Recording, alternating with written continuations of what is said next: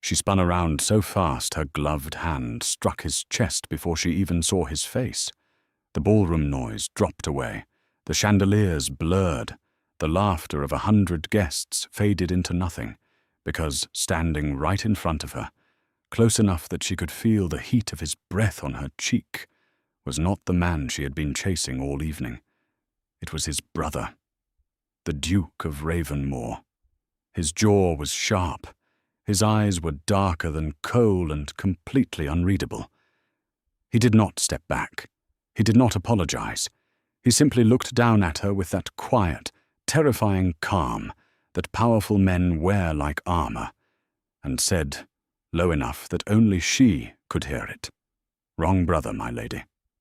Her heart did not just skip. It stopped, because the way he said it did not sound like a correction. It sounded like a warning, or a confession. She could not tell which, and that was the most dangerous thing of all. Lady Nora Winslett had spent 3 seasons perfecting the art of charm. She had smiled at the right people, laughed at the right moments, and carefully turned her attention toward Lord Felix Dunmore, the handsome, easy younger brother everyone adored. She had a plan. It was a good plan, but no one had told her that the Duke had been watching her all night. No one had warned her about his eyes. Now here she was, one gloved hand still pressed flat against the chest of the most powerful and most unreachable man in all of London, and he had not moved a single inch. The music started again. Around them, couples twirled and dipped and whispered. But in this small, charged space between them, time had gone completely still. "Your Grace," she managed, her voice barely a sound. One corner of his mouth moved. Not quite a smile, not quite anything she had a name for. "You were looking for Felix," he said. "I was," she admitted. "He left an hour ago." He finally stepped back, just barely. "With Lady Priscilla." The floor could have opened up and swallowed her, and it would have been less humiliating than this moment. But then, just before he turned away, he glanced back at her over his shoulder, and the look in his eyes stopped the breath in her throat completely. It was not cold.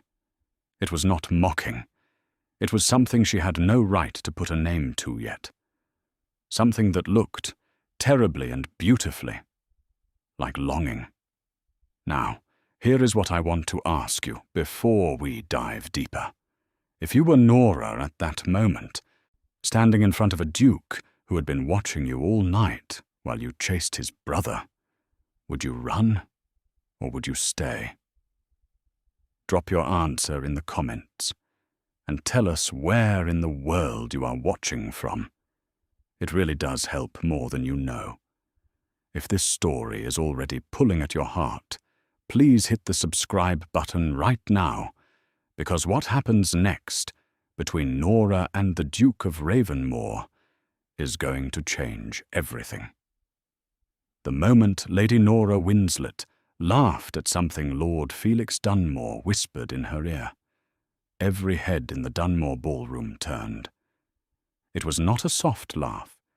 It was the kind that came from the belly, warm and unguarded, the kind a woman only produces when she has forgotten for a moment that she is being watched.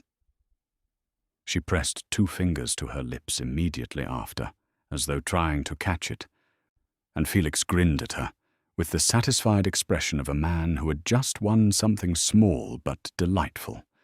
Around them, fans slowed. Conversations dipped. 3 matrons near the refreshment table exchanged a single look that contained an entire paragraph of opinion. Lady Nora Winslett was flirting with Lord Felix Dunmore, openly, at his own family's ball, and she was very good at it. She had arrived an hour earlier in an ivory gown with gold threading at the hem, her dark hair dressed simply, her posture the kind that suggested confidence without arrogance. She was not the most titled woman in the room. She was not the wealthiest. But she had a quality that was harder to name, and considerably more powerful than either, which was the ability to make whoever she was speaking to feel like the only person worth speaking to in the entire world. She had turned that quality on Felix Dunmore with full and deliberate force tonight. It had started near the east window, where Felix had been standing alone for exactly the kind of moment that invites approach. Nora had drifted toward him with a glass of lemonade she did not want, and an opening line about the dreadful string quartet that had made him laugh immediately. From there it had been easy. Felix was warm and quick and generous with his attention, and Nora matched him step for step, leaning in slightly when he spoke, holding eye contact a breath longer than was strictly necessary, letting her gloved fingers brush his sleeve when she made a point. She was not in love with him. She was honest enough with herself to hold that truth quietly in her chest even while she smiled up at him. But she needed a future, and Felix Dunmore was kind and solvent and available, and she had decided some weeks ago that affection could grow from a foundation of genuine liking and mutual respect. It had happened for women in worse situations with less promising material. Her mother was at home with a creditor's letter on the mantelpiece, and her younger sister Clara was 17 and needed at least one more season before she had to understand what real pressure felt like. Nora had made a decision, and she was carrying it through with everything she had. "You are absolutely wicked," Felix said, still laughing, after she finished a quietly devastating impression of Lady Horton attempting the quadrille. "Oh, I am nothing of the sort," Nora said, her eyes wide with innocence. "I am simply observant." "Observant," he repeated, like the word amused him. "Is that what we are calling it? What would you call it, my lord?" He tilted his head, studying her with open appreciation. "Dangerous," he said, and it was meant as a compliment, and she accepted it as one. Across the ballroom, on the upper landing that ran along the east wall, the Duke of Ravenmoor stood with a glass of whiskey he had barely touched and watched every single moment of it. Callum Dunmore was 31 years old, the 5th Duke of Ravenmoor, and a man who had trained himself over many years to observe without reacting. It was a useful skill in Parliament. It was a useful skill in business. It had served him in every area of his life with such consistency that he had stopped thinking of it as discipline and simply accepted it as his nature. He was not certain it was his nature tonight. He watched his brother laugh. He watched the woman in ivory lean toward Felix with a smile that was calculated and genuine at the same time, which was a combination he had rarely seen managed so well. He watched her gloved hand touch Felix's sleeve. He watched Felix's expression do the thing it always did when a woman captured his attention fully, that open, lit-up quality that had always come so easily to him. Callum's jaw tightened by a fraction. He had noticed Lady Nora Winslett the moment she entered the ballroom. He could not have explained why, precisely. There were prettier women in the room. There were better titled ones. But something about the way she moved had snagged his attention before she had spoken to anyone. A kind of purposeful calm that was different from the performance of calm he was used to seeing in ballrooms. She was not pretending to be at ease. She simply was, or she was very close to it, which amounted to the same thing from a distance. He had watched her cross the room and choose Felix, and something in him had gone very still. It was not jealousy. He told himself that clearly and firmly. He did not know this woman. He had no claim on any reaction to her whatsoever. What he felt was closer to something nameless, a specific, uncomfortable awareness that settled in the chest and refused to be categorized neatly. He finished his whiskey. Beside him, his cousin, Lord Harwick, who was 35, aggressively sociable, and constitutionally incapable of leaving silences unfilled, appeared from nowhere and followed his gaze down to the ballroom floor. "Winslett girl," Harwick said, with the tone of a man consulting an internal ledger. "Father died 4 years ago. Mother is quietly managing something difficult, from what I understand. Younger sister, not yet out. The girl herself has been on the market 2 seasons without a bite, which is surprising given the face and the wit." He paused. "Felix seems to be enjoying himself." "Felix enjoys himself consistently," Callum said. "True, though that one might actually hold his attention." Harwick tilted his glass toward the floor below.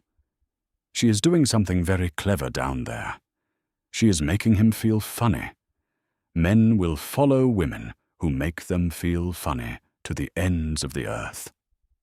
Callum said nothing. "Now you are staring," Harwick observed. "I am watching the room. It is my family's ball. You are watching one specific corner of the room with an intensity that suggests the rest of it doesn't exist," Harwick said pleasantly. "Which is your business entirely. I am simply noting it." Callum set his empty glass on the tray of a passing footman and straightened his coat. "I am going downstairs." Harwick smiled into his drink. "Of course you are." On the floor below, Nora was not aware of any of this. She was aware of Felix, of the conversation moving between them like a warm current, of the way the evening was going better than she had planned. She was also aware, at the edges of her attention, of the other people around her, because she was always aware of social geometry, even when she was engaged in something else. She was aware of Lady Priscilla Hartwell in deep rose silk, newly widowed, beautiful, moving through the room with the confident ease of a woman who had been admired long enough to be comfortable with it.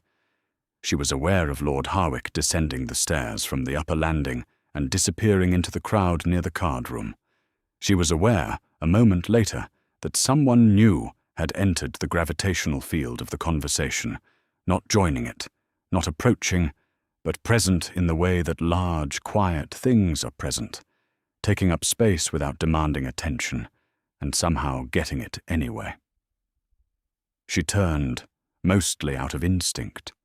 Felix had turned too, though he was looking toward Lady Priscilla, who had appeared at his other elbow with perfect timing and a bright, warm greeting that Felix returned with immediate and genuine delight. Nora watched Felix's face for one honest second. What she saw there when he looked at Lady Priscilla was not what she had been building in him all evening. It was something older, something already formed, something that did not need any of the careful architecture she had been constructing, because it was simply already there. Her chest did something quiet and final. She stepped back. 1 step, just enough to remove herself from the triangle of the conversation without making it obvious. She kept her expression pleasant.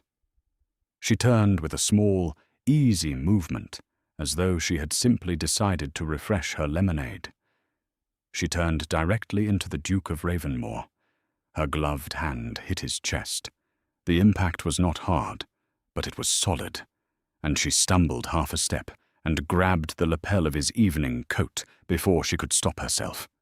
The lemonade glass tilted dangerously, and he caught her wrist, steadying both her and the glass in one swift, certain movement. She looked up. He looked down. The ballroom noise continued around them. The music continued. Somewhere behind her, Felix was laughing at something Lady Priscilla said. None of it penetrated the specific, airless bubble that had formed in the 12 inches of space between her face and the Duke's.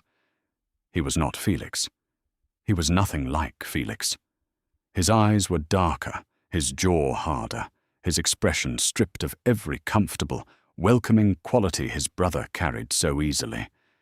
He looked at her the way a man looks at something he has been trying not to think about and has just walked directly into without meaning to. He released her wrist. Slowly. "Wrong brother, my lady," he said. 4 words. Quiet. Precise. But underneath them, something she could not name and was not sure she was meant to. The heat in her cheeks had nothing to do with embarrassment, and that frightened her considerably more than the collision had. She lifted her chin. "I was not looking for anyone, Your Grace."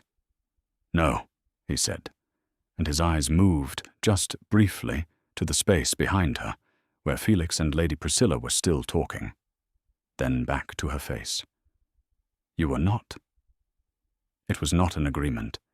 It was something more careful than agreement, something that held a distinction she did not have time to pull apart while standing in the middle of a ballroom with her hand still warm from where he had held her wrist.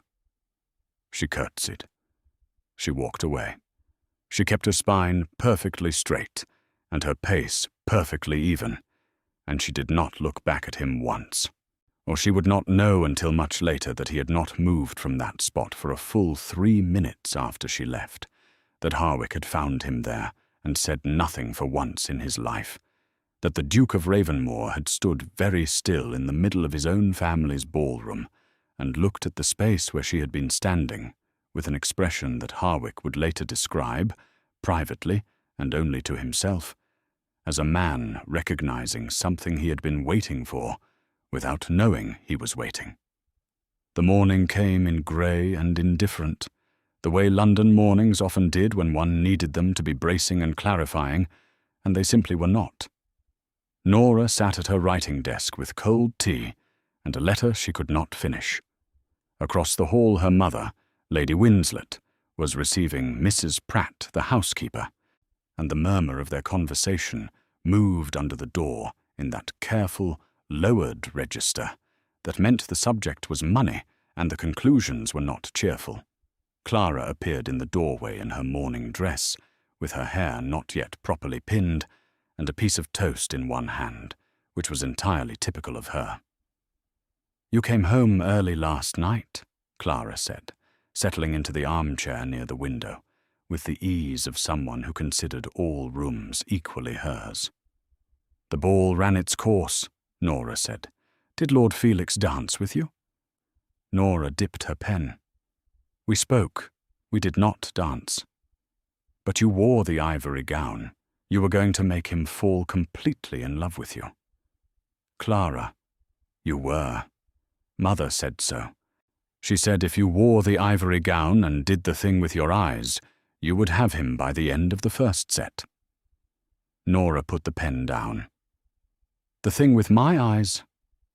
"You know the thing. Where you look at someone like they are the most interesting person in the room and also slightly mysterious," Clara demonstrated, which was genuinely impressive and also faintly mortifying. "You have been doing it since you were 15. It works on everyone."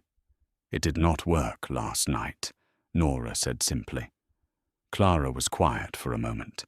Then, "Oh, Lord Felix has a prior attachment, or the beginning of one. It is not my place to compete with something genuine." Clara absorbed this with the quiet seriousness she kept underneath her cheerfulness, the part of her that was sharp and loyal and would not offer meaningless comfort. "Or what will you do?" "I will think of something," Nora said. "I always do." What she was thinking about, though she had no intention of saying so, was not Felix at all. She was thinking about 4 words spoken quietly in a crowded ballroom.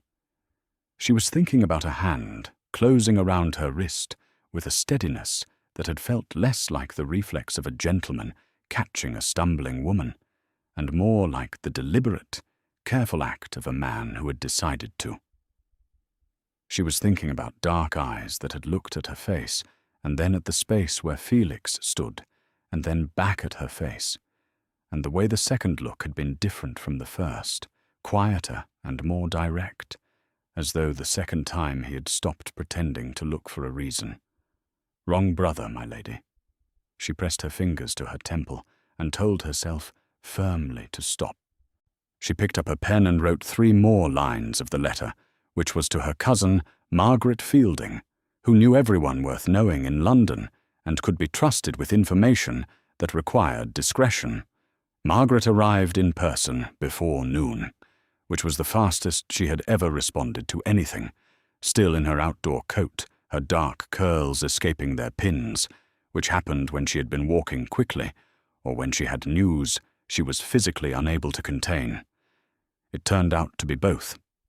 She sat down, waved away the tea Nora offered, which was alarming in itself, and said, "The Duke of Ravenmoor made inquiries this morning." The room went very still. "About what?" Nora asked. "About you." Margaret looked at her with the level, clear-eyed expression she wore when delivering information she found extraordinary. "His solicitor contacted 2 separate people before 10 this morning. Your family's circumstances, your father's estate, the current standing of the Winslett name, your mother's situation." She paused. "You specifically." Nora set down her pen very carefully. "He does not know me." "He met you last night." "For 30 seconds. I collided with him. I said 4 words and walked away." "Apparently," Margaret said, "those were sufficient." Nora stood and moved to the window, which she always did when she needed to think without anyone reading her face. The street outside was ordinary and unhelpful. A cart, 2 women with parcels, a boy and a dog. Everything continued as though nothing had shifted at all. "He could be inquiring for any number of reasons," she said. "Business reasons, property adjacent to ours, a connection to my father he wants to verify."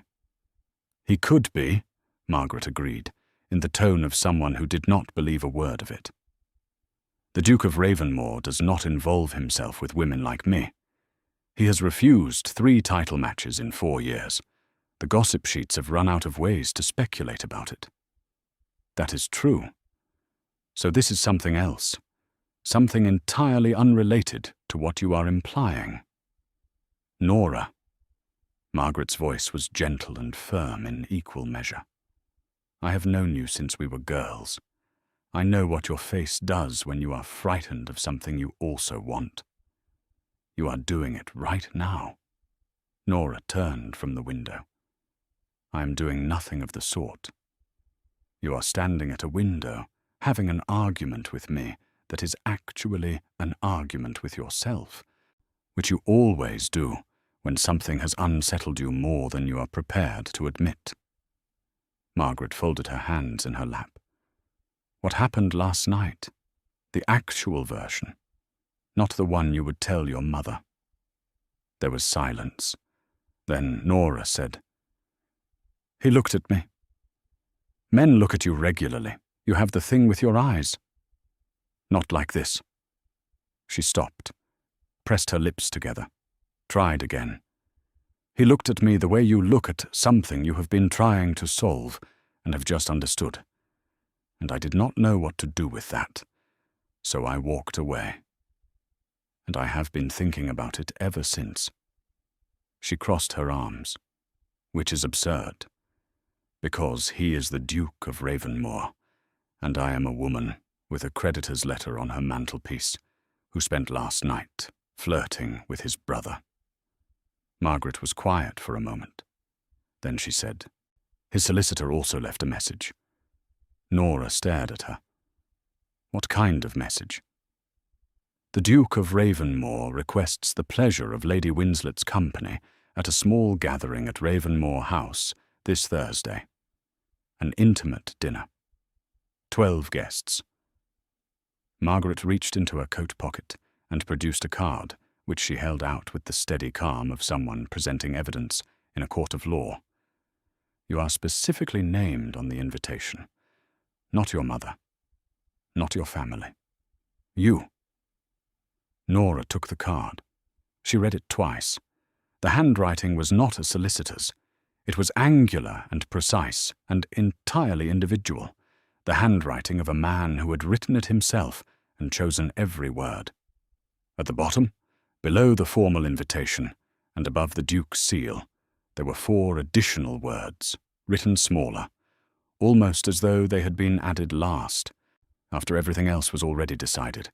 She read them once and could not look away. "I hope you will come." Not a command, not an assumption, a hope. From a man whose entire reputation rested on the appearance of wanting nothing he did not already have. Clara's voice floated in from the hallway, asking Mrs. Pratt something about breakfast. Her mother's voice murmured behind the study door. Outside, London went about its business in the grey morning light. Nora held the card in both hands and felt the ground shift very slightly beneath her, the way it does when something is ending and something else, something unnamed and not yet understood, is quietly beginning. The invitation sat on Nora's dressing table for 2 full days. She did not respond to it immediately, which was itself a kind of response, and she knew it. What a woman who felt nothing about a dinner invitation from the Duke of Ravenmoor would have written her acceptance or her polite decline within the hour and moved on with her week. The fact that she kept finding reasons to walk past the dressing table and glance at the card, the fact that she had memorized the 4 words at the bottom without meaning to, told her something she was not entirely ready to hear. Her mother heard about it on the 2nd day, because Margaret could not keep extraordinary information to herself for longer than 48 hours, regardless of how sincerely she tried, and Lady Winslett came to Nora's room that evening with the careful, hopeful expression of a woman who had been frightened for a long time and had just seen something that looked like a door. "You will go," her mother said. It was not a question. "I have not decided," Nora said. Nora. Her mother sat on the edge of the bed with her hands folded in her lap, which was the posture she assumed when she was being serious and did not want it to look like pressure. "The Duke of Ravenmoor has personally invited you to dinner. He has named you specifically. Do you understand how uncommon that is?" "I understand perfectly. He is 31. He is unmarried. He is solvent in a way that makes every other family in London look like they are managing pocket change. He is difficult and private and apparently very particular, but none of those things are flaws in a husband if the husband in question is also honourable." She paused. "Is he honourable?" Nora thought about a hand closing around her wrist. Steady. Careful. Released the moment she had her footing. "I believe so," she said quietly. "Then you will go." Nora looked at the card on the dressing table, at the 4 words at the bottom, at the handwriting that was angular and deliberate and nothing like a solicitor's careful neutrality. "He watched me flirt with his brother," she said. Her mother was quiet for a moment. "And yet he still invited you." It was such a simple thing to say, and it landed somewhere deep. She wrote her acceptance that night, brief, formal, correct in every particular. She did not add anything personal at the bottom. She was not ready to match whatever that last line of his had been. Not yet. Not until she understood what she was walking into. The reply came back the next morning, through the same channel, on the same quality of paper, in the same angular handwriting. It said only, "Until Thursday." Clara found her reading it at the breakfast table and demanded to know what it was. Nora folded it and put it in her pocket and said it was correspondence about Thursday's engagement, which was true in the most minimal sense possible. Clara narrowed her eyes in the way she did when she knew she was being given partial information, but she let it go, which was generous of her. Lord Harwick appeared at their door that same afternoon, ostensibly to return a book he had borrowed from Nora's father 3 years ago, and apparently only just remembered, which fooled no one. He was shown into the sitting room where Nora received him with tea and the patient expression of a woman who knew she was about to be assessed. Harwick was charming in a way that cost him nothing, and landed lightly on everyone around him.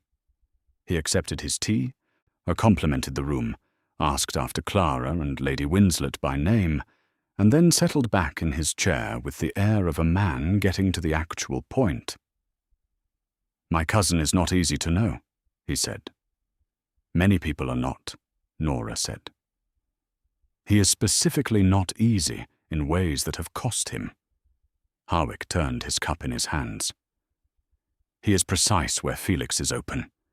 He thinks before he speaks, where Felix speaks before he thinks. He has never in his life done something he did not mean to do, which sounds like a virtue, and mostly is. But it also means that when he does something unexpected, it is not actually unexpected to him. It has been considered from every angle and decided upon." Nora held his gaze. "Why are you telling me this?" "Because you are going to Thursday's dinner, and you should know what kind of man you are sitting across from." He said it simply, without drama. "He will not flatter you. He will not perform. He will simply be entirely present, which is more unsettling than most people expect, because we are not accustomed to being genuinely seen at dinner parties." "And Felix?" Nora asked. She was not sure why she asked. Old instinct, maybe. Harwick's expression shifted into something kind and clear. "Felix is going to marry Lady Priscilla Hartwell. It has not been announced yet, but it has been decided. He told Callum last week." The name landed differently than she expected. Not painful, just final, the way the closing of a door is final. "I see," she said. "I thought you should know that as well." Harwick stood. He smoothed his coat and picked up the book he had brought as his excuse. "Callum does not send personal invitations, Lady Nora. In 11 years of hosting events at Ravenmoor House, I have never seen him write one himself." He paused at the door. "I thought that was also worth knowing." He left her with that, and the room felt different after he was gone, charged with something she could not dissipate by opening a window or picking up her embroidery or doing any of the ordinary things she attempted for the rest of the afternoon. Thursday arrived the way significant things always do, too fast, and preceded by an anxiety that made the hours feel simultaneously endless and insufficient. Ravenmoor House was on a corner in Mayfair, large and symmetrical, and lit from within on Thursday evening, so that it glowed against the dark street like something from a painting.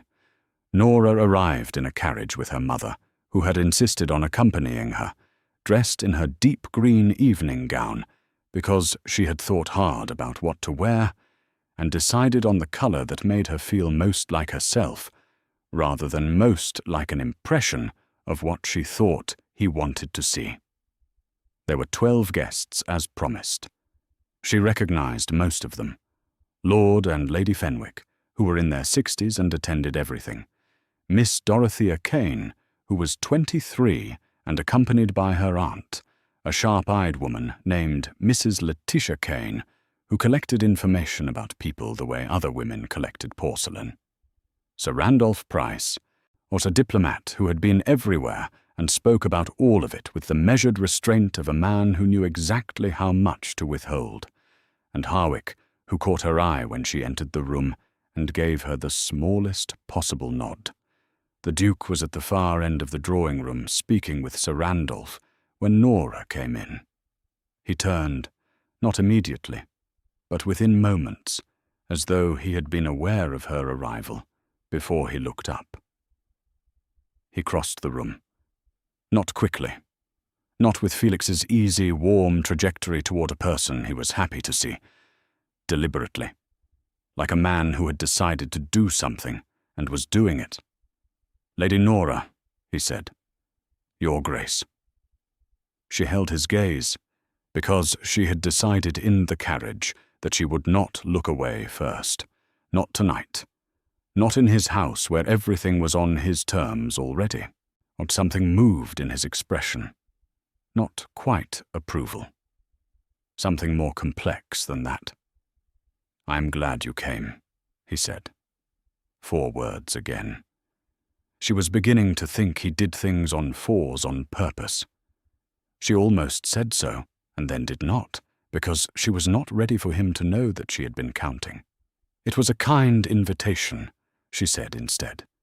"It was a deliberate one," he said. "There is a difference." Behind them, Mrs. Letitia Kane was watching with an intensity that would require its own separate management before the evening was done. Nora was aware of it without turning around. "Yes," she said to the Duke. "There is." Dinner at Ravenmoor House was not like any dinner Nora had attended before. The table was long, but the gathering was small enough that conversation carried across it without effort. And the Duke sat at its head with an ease that had nothing to do with performance. He did not hold court. He did not dominate. He listened more than he spoke, which she had not expected. And when he did speak, it was with a directness that cut through the usual ballroom layering of implication and suggestion, and got cleanly to the actual thing. Sir Randolph was talking about a trade negotiation he had observed in Vienna, and Lady Fenwick was asking increasingly pointed questions that revealed she understood international economics considerably better than her pleasant, elderly presentation suggested. Harwick was making Lord Fenwick laugh about something that had happened at last year's parliamentary session. Miss Dorothea Kane was speaking quietly to her aunt, and Letitia Kane was dividing her attention between that conversation and every other one simultaneously, a skill Nora recognized and respected. Nora's mother was seated near Lady Fenwick and had relaxed within the first 20 minutes, which was its own kind of answer to a question Nora had been carrying about whether this evening was safe. The Duke spoke to Nora directly 3 times during dinner. The first time was about her father. Not with pity, not with the careful sympathy people usually wrapped those conversations in. He mentioned a bill her father had supported in the Lords 7 years ago, something to do with land drainage in the north, and said it had been well reasoned and ahead of its time, and that the outcome had proven him right. He said it simply, as a fact, and moved on without waiting for her to be grateful. She was grateful anyway. The second time was about a book. She had made a passing reference to something she had been reading, a history of the Byzantine court, and he had not only read it, but disagreed with the author's central argument, and said so concisely, and gave her a reason that was interesting enough that she disagreed back without thinking about whether she should. They went 3 exchanges before Lady Fenwick intervened, with a comment that made the whole table laugh and broke the thread. The third time was after dinner, when the group had moved to the drawing-room and divided naturally into smaller conversations. He appeared at her side without announcement, handed her a cup of tea she had not asked for, but wanted, and said, "You argued well about Theodora." "I was right about Theodora," she said. "You were," he said, and the admission was so clean and uncomplicated that she stared at him for a moment. Men did not say that. Not like that. Not without the slight hedge of but, or the softening qualifier of perhaps, or the pivot to a related point they were more comfortable conceding. He simply said it, and looked at her steadily, and waited to see what she would do next. "You disagree about the council's role, though," she said. "I didn't convince you." "No, but you made me think about it differently, which is rarer." He glanced toward the window, then back. "My brother used to say that changing someone's mind is overrated, that shifting how they see something is the actual achievement." It was the first time he had mentioned Felix tonight. She had noticed the absence of the name all evening. I had wondered about it without wanting to seem like she was wondering. "Felix is perceptive," she said carefully. "He is."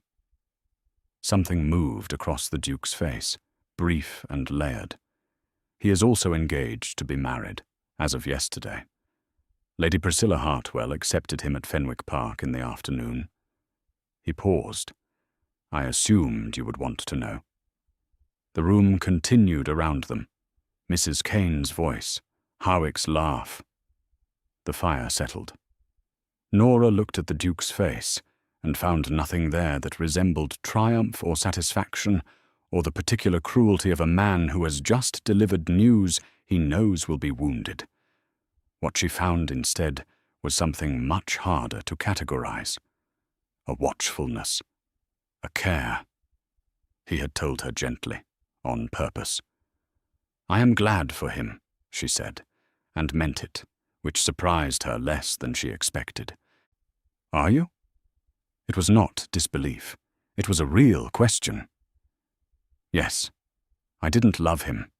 I wanted to, because it would have been practical, and he is good. But I didn't. She looked down at her tea. I am not sure that reflects well on me.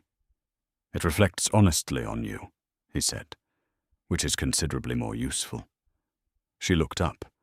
He was watching her with that expression she still did not have a name for, the one she had first seen in the ballroom when he looked at her after saying the wrong brother. The one she had been turning over in her mind for days. Up close, in the warm light of his drawing room, she could see it more clearly, and what she saw made her chest do something quiet and complicated. It was not the look of a man who had noticed a woman and decided she would do it. It was the look of a man who had noticed a specific woman and found the experience more significant than he had planned for. Mrs. Letitia Kane materialized at Nora's left elbow with the smooth, purposeful energy of a woman who had been waiting for exactly the right moment to insert herself. Your Grace, she said, with a smile that was warm on the surface and assessing underneath, you must forgive me for interrupting. Lady Nora, I wanted to say how lovely it is to see you. I knew your father, you know, years ago. Remarkable man. Thank you, Nora said. And you are so like him. That same directness. She turned the smile on the Duke without reducing its intensity by a fraction. I was just telling my niece Dorothea what a wonderful gathering this is. So intimate, so carefully chosen. Her eyes moved between them once. One always learns so much about a host from the guest list. The Duke looked at her with the calm, unimpressed patience of a man who had been navigating around for 11 years and had long since stopped finding it interesting. I hope the evening has been enjoyable, Mrs. Kane.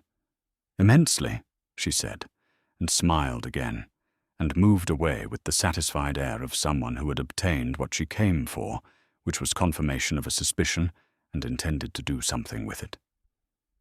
She will talk, Nora said quietly. Yes, the Duke agreed. She will say that I invited you specifically, sat near you twice, brought you tea, and spoke with you privately for longer than I spoke with anyone else. He looked at her steadily. All of which is true. The fire crackled. Somewhere across the room, Hawick was telling a story that required physical demonstration. Nora held the Duke's gaze and understood, with sudden and complete clarity, that she was standing at the edge of something, that the ground behind her was the familiar, manageable territory of plans and practicalities, and knowing what everything meant.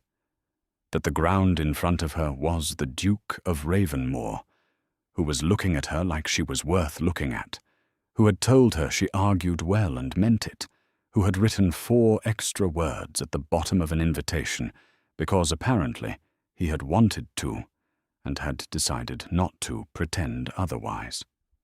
Your Grace, she said. Callum, he said, quietly. Only for her. She felt it land in her chest like a stone dropped into still water. That is very forward, she said. I know, he said, and did not take it back. The morning after Thursday's dinner, London decided to gossip. Nora knew it before she had finished breakfast, because Margaret arrived at 8:30, without sending word ahead, which only happened when information was already moving faster than a messenger could carry it. She came through the front door with her coat still buttoned and her expression wearing that particular combination of excitement and warning that meant the news was both good and dangerous simultaneously. Mrs. Letitia Kane had tea with 4 separate women before 8 this morning, Margaret said. Sitting down and accepting the toast Clara immediately offered her, because Clara liked Margaret and fed people she liked. 4 before 8. That is not socializing, that is a campaign. What is she saying? Nora asked. That the Duke of Ravenmoor hosted an intimate dinner last night in which he paid singular and unmistakable attention to one specific guest. Margaret looked at her. She described the attention as tender, which, coming from Mrs. Kane, is practically a marriage announcement. Lady Winslett appeared in the doorway of the breakfast room with her morning wrap still on and her eyes already sharp. What has happened? Nothing has happened, Nora said. Mrs. Kane is calling it tender, Margaret said. Lady Winslett sat down. Clara looked between all 3 of them with the expression of someone watching a play she had not been given the programme for, and was constructing the plot from context. Who is tender? No one is tender, Nora said firmly. But even as she said it, she was thinking about the way he had handed her tea without asking, and about the steadiness in his voice when he said her name, about the fire in the drawing room, and the moment she had understood what she was standing at the edge of. About one word spoken quietly, and only for her. Callum. She pressed her fingers to the edge of the table and breathed. The problem was not that she did not feel anything. The problem was that she felt something she had not budgeted for, something that had arrived without invitation and settled in without apology. And she did not know yet whether it was the beginning of something real or the very convincing impression of one created by a handsome, serious man who had paid her focused attention in a warm room after a difficult week. She needed to think clearly. She needed to separate what had actually happened from what the dim firelight and Mrs. Kane's watching eyes and the weight of Felix's closed door had coloured it into. What had actually happened was this. A man she had known for less than a week had invited her to dinner, spoken to her directly and honestly, brought her tea, accepted her counter-argument without deflection, told her gently about Felix, and offered her his first name in a room full of people who would not have heard it. Any one of those things alone could be explained away. All of them together could not. Margaret was watching her face with the quiet intensity of someone reading a letter they have already memorized. "He sent flowers this morning," she said, "before I came. Did you receive them?" Nora looked up. "Check the hall table," Margaret said. Clara was out of her chair before the sentence was finished. They heard her feet on the floor and then a pause, and then her voice, higher than usual, carrying from the hallway. "Nora, there are roses. There are a great many roses. They are cream and they are enormous, and there is a card." Nora walked to the hallway. The roses were cream, as described, arranged in a tall vase that had not been in the house before today, which meant he had sent the vase as well, which meant someone had thought about this with some care. The card was small, the handwriting angular and familiar already. It said, "You were right about Theodora." I looked again. Callum. She stood in the hallway holding the card and felt something in her chest come loose from where it had been held carefully in place, the way a knot releases when the right amount of pressure is applied from the right direction. Clara appeared at her elbow and read the card. "Who is Theodora?" "A Byzantine empress," Nora said. Clara considered this. He sent you roses because of a Byzantine empress, in a manner of speaking. Nora, Clara said, with the gravity of someone arriving at a conclusion, I think he might be very gone on you.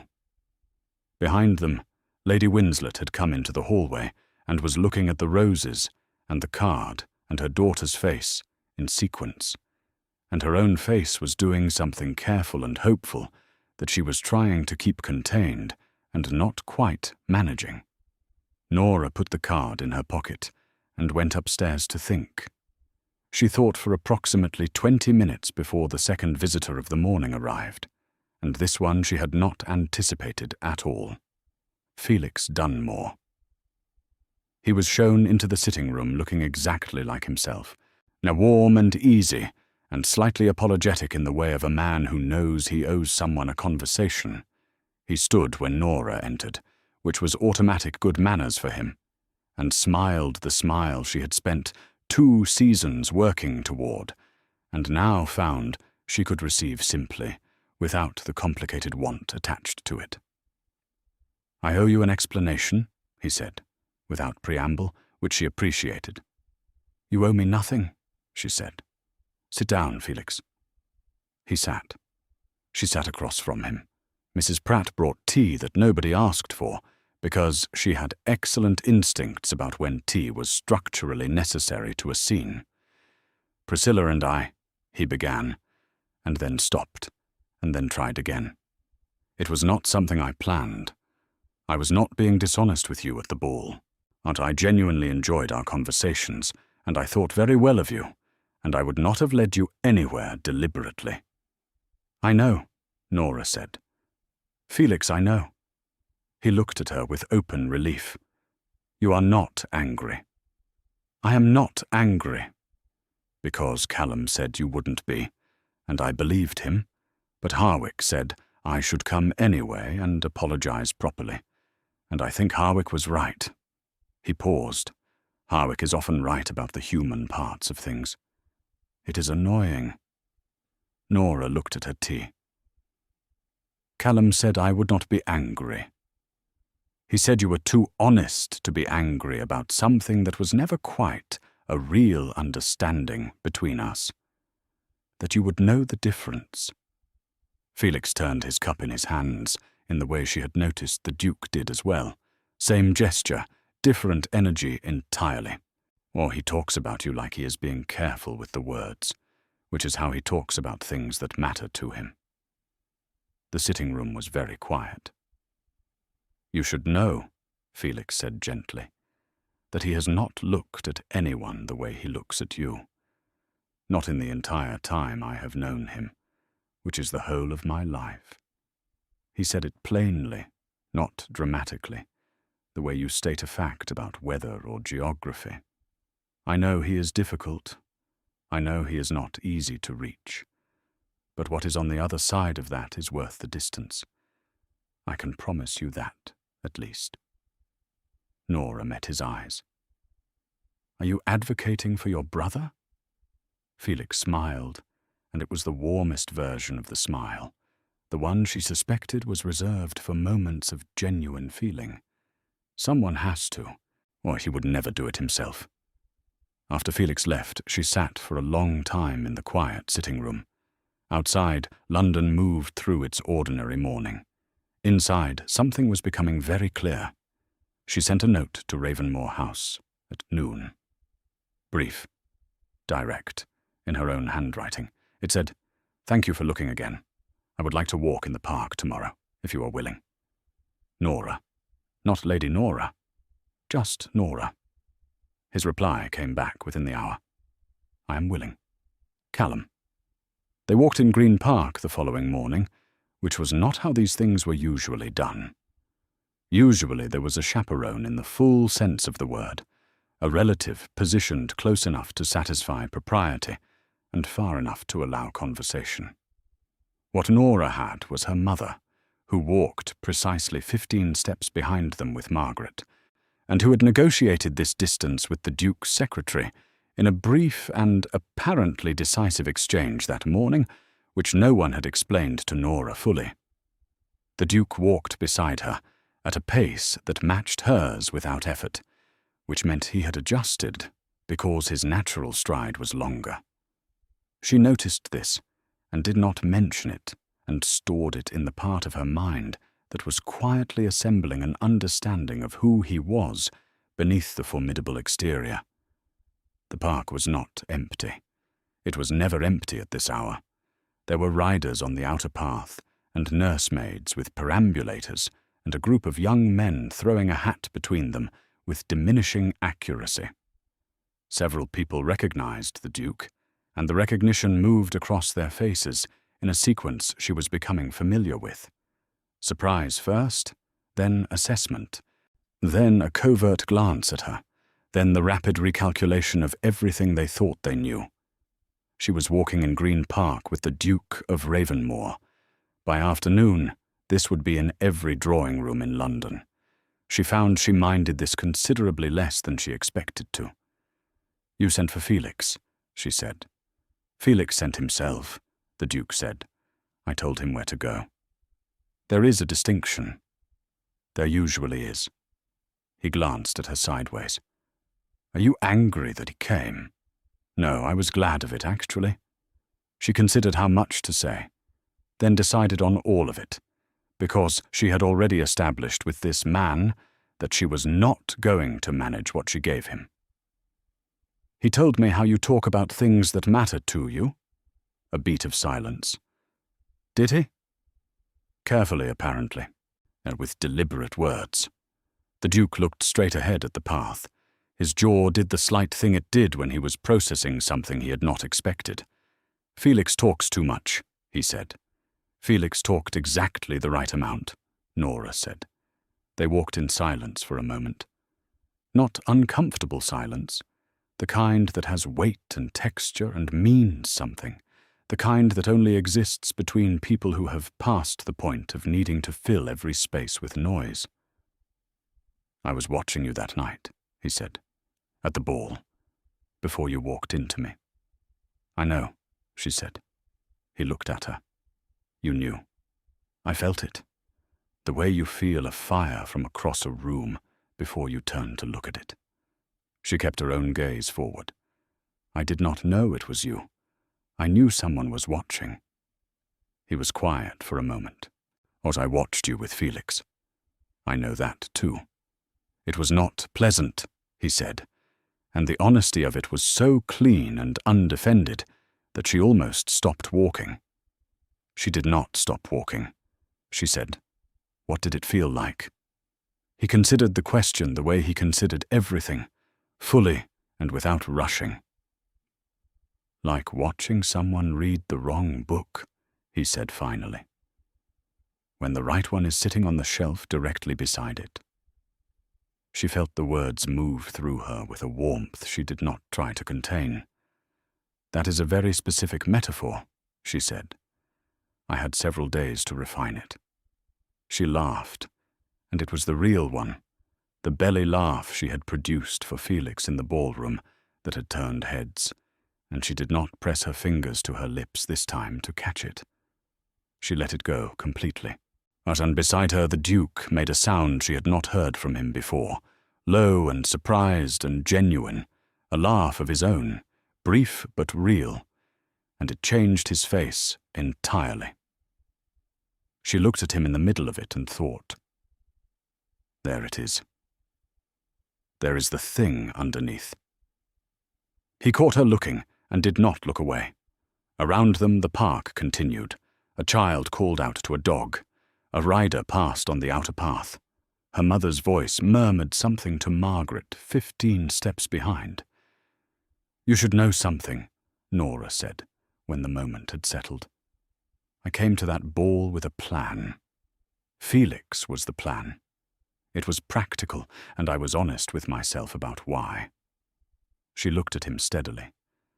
"I am telling you this because I will not have you learn it later from someone else, and wonder why I did not say it myself." He held her gaze. "I know about your family's circumstances. I assumed you did, after the inquiries. I made those inquiries the morning after I met you," he said, before I knew what I intended. Because I needed to understand the full picture. He paused. What I found did not change anything. It explained things that were already there. The precision of your choices, the way you carry things without showing the weight. It did not diminish anything. She absorbed this. Most men would find it complicated. Most men are frightened of complicated things, he said. I am not. She believed him. That was the extraordinary part. She looked at his face, at the steadiness in it, at the way he said difficult things without softening them into something easier and smaller, and she believed him without reservation. What Lord Harwick appeared on the path ahead of them, which was either a coincidence or a performance of one. He was with a woman Nora did not recognize, tall and auburn-haired, who was introduced as Mrs. Georgiana Falk, a widow of 3 years, and apparently a close friend of Harwick's, which explained several things about Harwick that Nora had been quietly wondering about.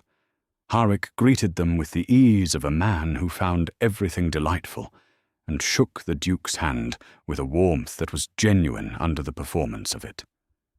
"Lady Nora," he said, "you look well. Whatever has put that colour in your face agrees with you considerably." "It is the morning air," she said. "Undoubtedly," he said, and smiled in a way that meant he thought no such thing. Mrs. Falk was sharp-eyed and direct, in a way that reminded Nora of herself, or she liked her immediately for it. They walked together for a short stretch, the 4 of them, and the conversation was easy and wide-ranging, and included an argument between Harwick and the Duke about a horse race that had apparently been ongoing for several years without resolution. When Harwick and Mrs. Falk peeled away toward the eastern gate, the Duke and Nora were alone again, in the relative sense of the word, her mother and Margaret, a faithful 15 steps back. The path curved near the old trees, and the crowd thinned, and the morning light came through the branches in long, pale fingers across the ground. "I want to ask you something," the Duke said, "and I want you to answer honestly, which I believe you will, because I haven't yet seen you be anything else." "Ask," she said. He stopped walking. She stopped too, or turned to face him. He was looking at her with the full force of that dark, direct gaze, and this close, in this light, she could see that it was not cold at all, had never been cold, was in fact the opposite of cold, was the look of a man who felt things with a precision and a depth that most people never reached, and had been careful with it for a very long time because he had not yet found somewhere safe to put it. "Is this something you want?" he said. "Not something you are willing to consider. Not something practical. Something you want." The old trees moved above them. Her mother's footsteps paused 15 steps behind. She looked at Callum Dunmore and thought about honesty, about the kind that costs something, about all the careful plans she had carried into a ballroom 1 week ago, and how completely and unexpectedly they had become beside the point. "Yes," she said. He breathed. Just once. Just slightly. Just enough that she saw it. And then he offered her his arm to continue walking, and she took it, and they walked out from under the trees and back into the pale London morning together. And 15 steps behind them, her mother stopped walking entirely for 1 moment and pressed her hand to her mouth and said nothing at all. The engagement was not announced immediately, and the waiting was its own particular kind of education. Nora learned things about Callum Dunmore in the days that followed their walk in Green Park that she could not have learned in a ballroom or a drawing-room or any of the places London society used to display itself. She learned them in the in-between moments, the ones that did not make it into gossip columns or morning-room conversations, the ones that were simply true. She learned that he rose before dawn every morning and read correspondence at a desk by a window that faced east, and that he did this not because duty required it, but because he genuinely found the early hours the clearest. She learned this because he told her, in one of the notes that had become a daily exchange between Ravenmoor House and the Winslett residence, small cards in angular handwriting that arrived with the morning and that she had begun to keep in the top drawer of her writing desk without examining too carefully why. She learned that he had a difficult relationship with his own reputation, not in the way of a man who resented being misunderstood, but in the way of a man who had simply stopped explaining himself and accepted the version of him that the world had constructed from his silences. He had told her this on their second walk, a longer one through Hyde Park with Harwick and Mrs. Falk ahead of them as informal and entirely unconvincing chaperones. She learned that he was patient with almost everything except dishonesty, that he had a precise and very dry sense of humour that only surfaced when he trusted the room, that he had read more widely than almost anyone she had ever met and held opinions about all of it, with the confident specificity of a man who had thought things through rather than simply accumulated them. She learned that Felix's announcement of his engagement to Lady Priscilla had produced in Callum a relief so genuine it had surprised even him, not because he had ever begrudged his brother happiness, but because Felix being settled and certain meant Callum could be settled and certain about other things without the complicated overlap of what had happened at the ball sitting between them. Felix himself had been to the Winslett house twice more. He brought Lady Priscilla the second time, a warm, composed woman who shook Nora's hand with the directness of someone who had heard about her, and formed a favourable opinion already, and saw no reason to pretend otherwise. Nora liked her immediately and thoroughly, which resolved the last small complicated residue of the ballroom evening into something clean. Clara had taken to intercepting the morning notes before Nora came downstairs, not to read them. She was scrupulous about this, but to hold them up and observe their weight and thickness as though she could extract information through paper. She had developed a rating system she announced at breakfast each morning. Light card, brief message, productive but restrained. Heavier card, longer message. Something significant was said. Nora had stopped trying to discourage this, and had simply started coming downstairs faster. Lady Winslett said very little during this period, which was unusual and meaningful. She watched. She managed her own hope with visible effort. She had one conversation with Nora, late one evening after Clara was in bed, sitting together in the small back sitting room with the fire low and the house quiet. "Is he good to you?" her mother asked. "Yes," Nora said. "Not good in the way of men who perform goodness when they are being observed. No, and good in the way of men who are consistent when no one is watching." Nora looked at the fire. "He is honest even when honesty is harder. He does not say things he does not mean. He does not mean things he does not say." She paused. "He is the most straightforward and complicated person I have ever encountered." Her mother was quiet for a moment. Then she said, "Your father was like that." It was the most complete thing she could have said, and they both knew it, and neither of them added anything to it. The difficulty arrived, as difficulties tended to, from the direction Nora had been watching least carefully. Mrs. Letitia Kane had not been idle in the week since the dinner at Ravenmoor House. She had been building something with the patience of a woman who understood that the most damaging stories were the ones constructed slowly, detail by detail, until they had the weight and texture of truth.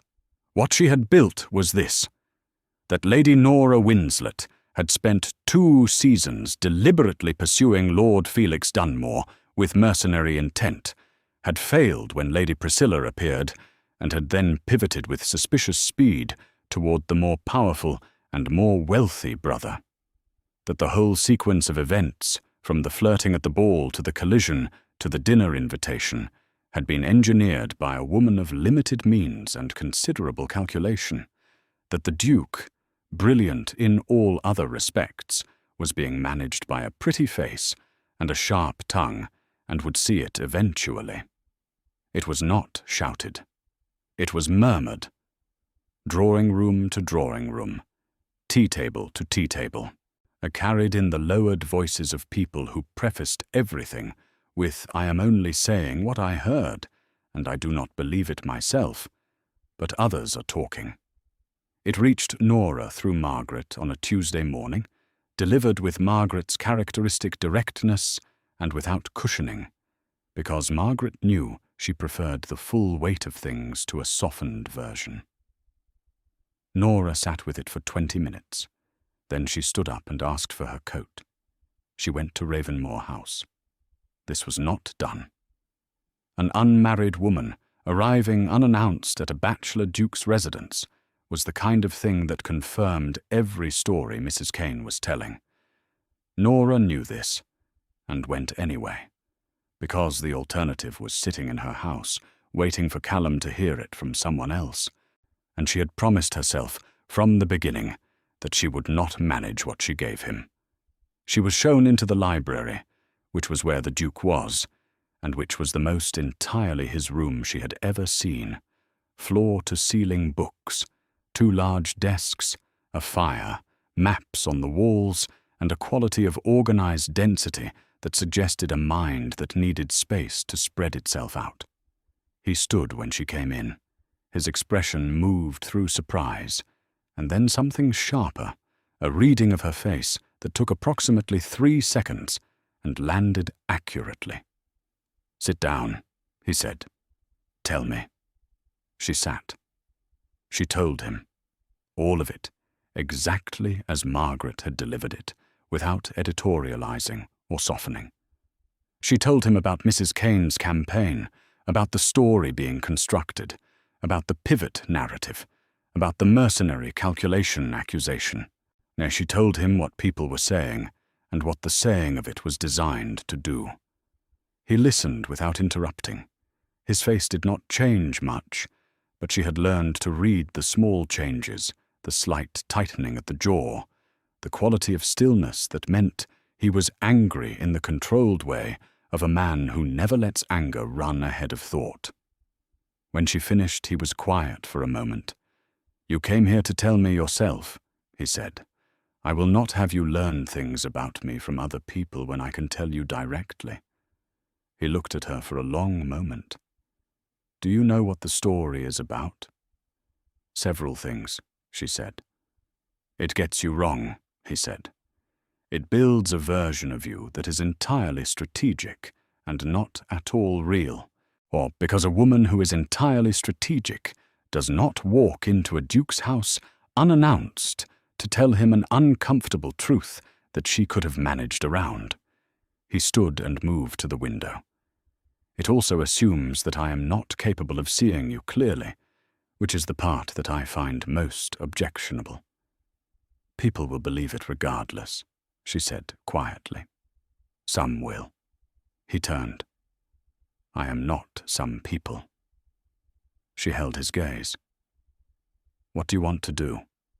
He crossed the room and crouched down in front of her chair so that his eyes were level with hers, which brought him very close and changed the geometry of the conversation entirely. This close, she could see every particular of his face, the steadiness in it, the certainty. The thing underneath that she now knew was not coldness, but its precise opposite. "But I want to make it irrelevant," he said. "I want to give them something true to talk about that is larger than the fiction they are currently constructing." He held her gaze. "Nora, I had intended to do this with considerably more ceremony, a better setting. I have been planning it for 2 weeks, and I had a whole specific version of how it would go." She could not breathe. "But you are here now," he said, "which is better than any setting I had planned, because you came here on your own and told me the truth, and that is exactly the kind of woman I want to spend my life with." He took her hands in both of his, steady and certain. "Will you marry me?"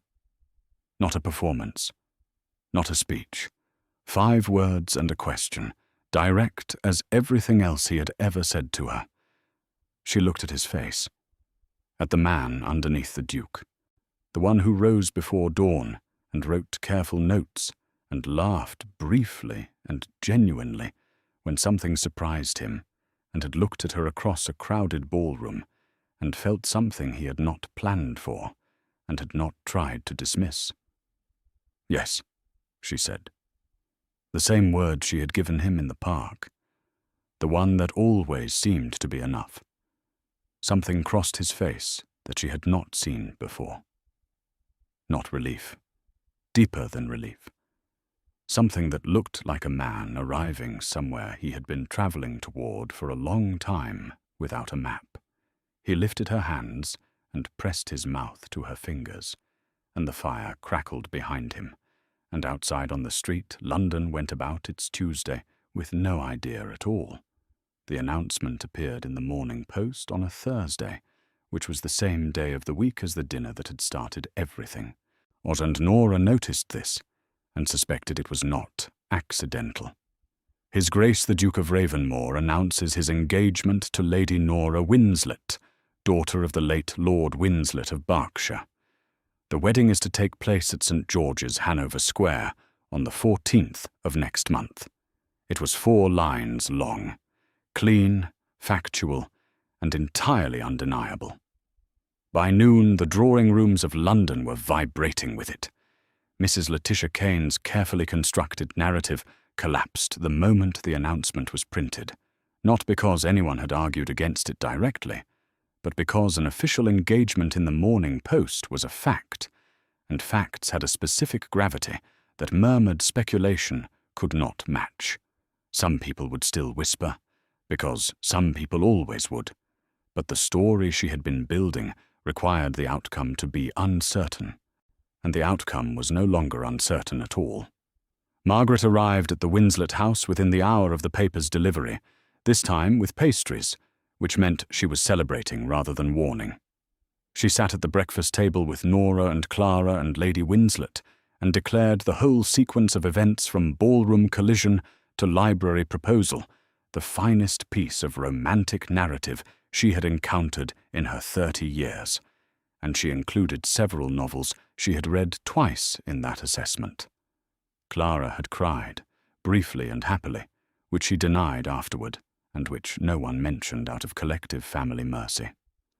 Lady Winslett had gone very still when she read the announcement.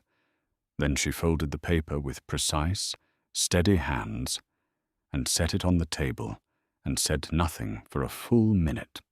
When she finally looked up, her eyes were bright, and her voice was entirely composed, and she said, "Your father would have liked him very much." Then she excused herself and went upstairs, and the 3 of them listened to her footsteps, and did not speak for a moment, because some things did not need commentary. Felix and Lady Priscilla called that afternoon together, which Nora thought said everything necessary about the kind of people they both were. Felix shook Nora's hand with both of his, and said that his brother was the best man he knew, and that she was precisely what the best man he knew had needed, and had been too stubborn to go looking for.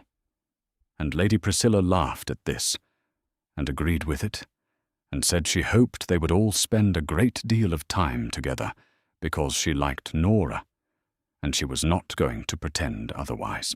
Or Nora found herself standing in her own sitting room, surrounded by people who were genuinely happy for her, and the feeling of it was specific and extraordinary, because she had spent so many months carrying the weight of what needed to happen alone that she had forgotten what it felt like to have the weight distributed among people who cared about the carrying.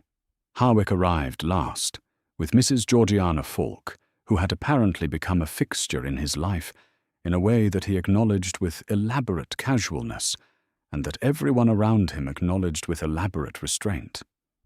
He embraced Nora with the warmth of a man who had played his small part in something and was glad of it. And he said, quietly, just for her, "I told you what was on the other side of the distance." "You did," she said. "Was I right?" She thought about the library, or about steady hands, and a question with no performance attached to it, and a face that had looked like a man arriving somewhere. "You were entirely right," she said. He smiled the smile of a satisfied person, and went to find Felix to argue about the horse race. The wedding preparations moved with the particular organized velocity of a ducal household that had decided something was happening and had the resources to make it happen correctly. Nora was drawn into a sequence of meetings with dressmakers, florists, the vicar of St. George's, and a terrifying woman called Mrs.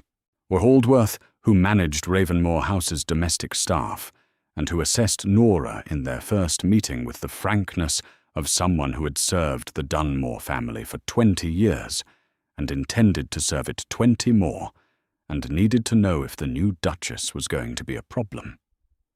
Nora assessed her back with equal frankness, and said she expected to be told directly when she was wrong about household matters, because she would undoubtedly be wrong about some of them, and preferred correction to quiet management.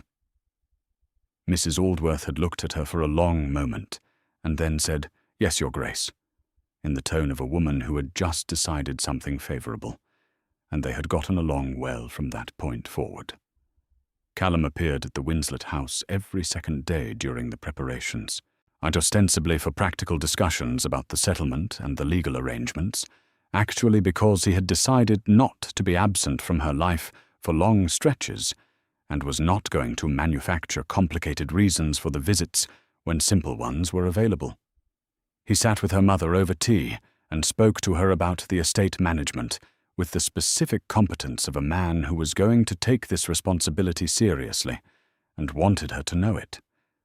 He listened to Clara talk about her ideas for the wedding flowers with complete patience, and incorporated one of her suggestions without making a point of it, which Clara noticed, and which elevated him permanently in her estimation. He and Nora had their own quiet hour in each of these visits, carved out from the logistics and the family and the necessary business of merging two households. They sat in the small back sitting room where Nora had talked with her mother by the low fire, and they talked about everything and nothing, about books and politics, and what they wanted the shape of their life together to look like, about Ravenmoor House in the country, and whether they would spend the summers there, about the things they were each still learning about each other, and the things they understood already, with a completeness that surprised them both. In one of these hours he told her something he had not told anyone. He told her that on the night of the ball, before she had walked into him, before the wrong brother and the collision and all of it, he had come down from the landing because he had been watching her for an hour and had decided to find a reason to be introduced properly, that he had crossed the room with that intention, and she had turned at exactly the wrong moment, and the introduction he had planned had become something considerably more uncontrolled and considerably more true. She looked at him. "You were coming to find me?" "Yes." "And I walked into you first?" "Yes." "And then you said the wrong brother," which was the only thing I could think of that was honest without being everything. He held her gaze. "I was not ready to be everything in the middle of a ballroom." She thought about the ballroom, about the music and the chandeliers and the 100 guests and the particular silence that had existed in the 12 inches between their faces, about how she had heard those 4 words and walked away with her spine straight and her pace even, and the warmth of his hand on her wrist lasting all the way home. "When were you ready to be everything?" she asked. He thought about it with the honesty he gave all real questions. "The morning after," he said. "When I was making the inquiries, I realized I was not looking for a reason to stop. I was looking for a reason to continue." He paused. "I have been ready to be everything since approximately 7 in the morning on the day after the Dunmore ball." She laughed. The real one. The belly laugh that had turned heads in the ballroom and that she never caught any more. And he smiled the full smile, the one that changed his face entirely. Not the one she suspected very few people had ever seen, and that she intended to be the cause of as often as possible for the rest of her life. The 14th arrived with clear skies, which Margaret declared a personal gift from the universe, and which Nora accepted without comment because she was too happy to argue about meteorology. St. George's, Hanover Square, was full. Every pew was occupied, every face turned toward the aisle, the kind of attendance that happens when a story has captured a city's imagination and the ending has arrived. Felix stood beside his brother at the front of the church and was visibly emotional in the way of warm-hearted men who feel things freely and make no apology for it. Lady Priscilla sat in the front pew and held his hand when he needed it. Harwick stood on Callum's other side and kept his expression composed with what appeared to be enormous personal effort. Mrs. Falk watched him from the pew with a small, private smile. Clara walked ahead of Nora into the church and did not cry, which she had been practicing for a week and achieved through visible force of will. Lady Winslett sat in the front pew on Nora's side, with her hands folded, and her back straight, and her eyes bright, and her whole self carrying something that looked like the specific peace of a woman who has been frightened for a long time, and has finally been allowed to stop. Nora walked down the aisle of St. George's on a clear morning in her mother's altered wedding gown, ivory with gold threading at the hem, the same colour she had worn to the Dunmore ball, which was not accidental, and which Callum noticed the moment she appeared at the end of the aisle. She watched his face when he saw her. He was not a man who showed everything easily. She knew this about him now, knew the difference between his controlled exterior and the interior that was warm and deep and precise and worth every inch of the distance. But standing at the altar of St. George's on the morning of his wedding, he did not control it. He looked at her walking toward him, and his face simply opened, quietly and completely, the way a room opens when someone finally unlocks a window that has been shut too long. She saw everything, the steadiness and the warmth and the longing that had been there since a ballroom collision and 4 careful words and a hand on a wrist released slowly and deliberately when she had her footing. She reached him, but he took her hand. The vicar began. Outside, London continued as it always did, indifferent and magnificent, and entirely unaware that inside a church on Hanover Square, 2 people were standing very close together and beginning something that had started with a wrong turn and a right one, and 4 words that had never really been about the wrong brother at all. They had been about her. They had always been about her. He had simply needed her to stop walking away long enough to understand it. And she had. And here, at the end of everything that had been difficult and uncertain and heavier than she had let anyone see, and at the beginning of everything she had not known to plan for, she held the hand of Callum Dunmore and felt the last of the careful architecture she had built around herself come down, quietly and completely, like a held breath finally released. The vicar spoke.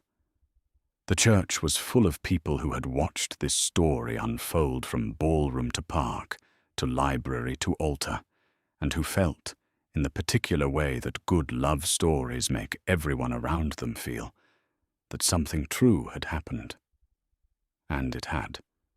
It had started the moment she turned and walked into the wrong brother, and become exactly right.